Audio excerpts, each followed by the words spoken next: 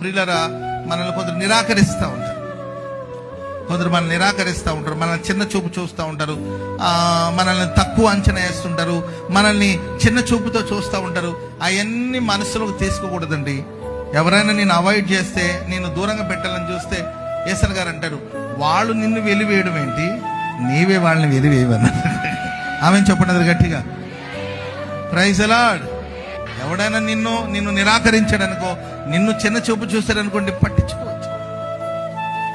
అనవసరమైన చెత్త చెదార అవమానాలు ఇవన్నీ కూడా తలలో పెట్టుకొని ఆలోచించి ఆరోగ్యాన్ని పాడు చేసుకోదు, మనసును పాడు చేసుకోదు.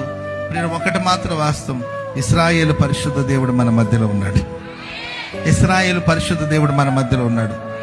ఆయన సన్నిధిలో మనం ఉల్లసించాలి, సంతోషించాలి, గంతులు వేసి ఆయన మనం ఆరాధించాలి. ఆయన మన మధ్యలో సంచరిస్తున్నాడు.